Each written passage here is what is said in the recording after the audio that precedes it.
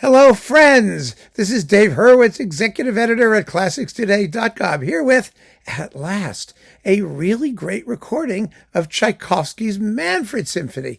One of you guys mentioned this in the comments, that this was supposed to be terrific, but I believe nobody when it comes to Manfred until I hear it for myself.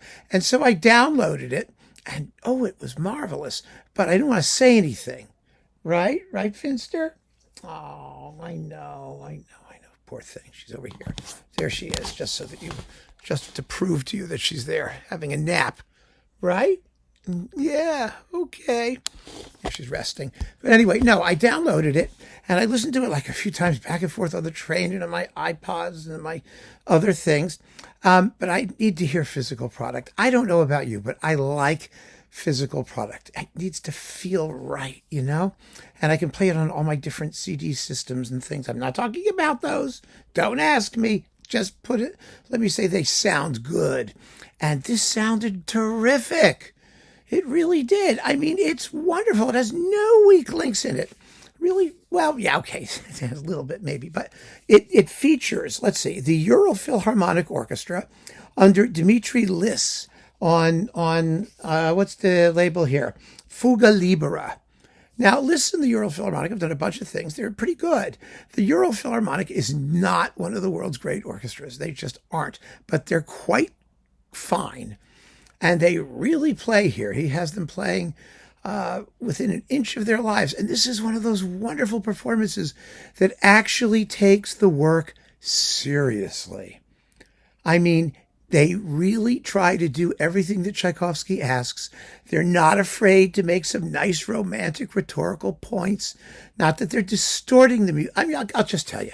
Okay, so you know the end of the first movement, right? The end of the first movement, some people find problematic, right? Because it goes da da da da da da da, and there's a big drum roll, bass drum and timpani, and it's very exciting. And then the orchestra goes ya da da. Ya da dum, dun dum, dun dum, dum, big crescendo, thwomp, and that's the end. And it's really very clever because Tchaikovsky just chops one note off of that da da dum, and it has it's a 1, 2, 3, right, and then it's two of them, and then one, and then the end. Okay, so most people don't know what to do with that. Some conductors add big tam-tam crashes between each dot, dot, dot, which is a mistake because Tchaikovsky just had big tam-tam swats before, and there's no reason to have more of them. It doesn't add anything. Toscanini did that. It doesn't work. Andrei Previn did it, and the dullest ever performance was horrible. So that's a mistake. Others, take it very slowly and in strict time. Well, these guys somehow maintain the urgency. They do it by pushing a little bit. So instead of da da dum, da da dum, the way they do it is da da dum, da da dum, da dum, da dum, dum, boom. I mean, the excitement is maintained all the way to the end of the movement. And that's just one example of many, but that's a really good way in a nutshell to understand the nature of the performance. He's not afraid to drive the music, and it really matters in the finale, which can die 1,000 deaths. I mean, it's got a fugue, which is completely hopeless and a waste of time, and it's got, the organ comes in at the end. He uses a real organ. It sounds quite nice, by the way. It's just a smart performance that does everything that you can possibly do to minimize the work's dead spots. Because it has dead spots. There's that recitative in the finale. We've got the Woodwoods. It's Manfred complaining. Yeah, da da da da da da da da da da da da, and then the orchestra comes in with jum jum bum bum bum bum bum. Well, they do it in a way that makes you think something's happening.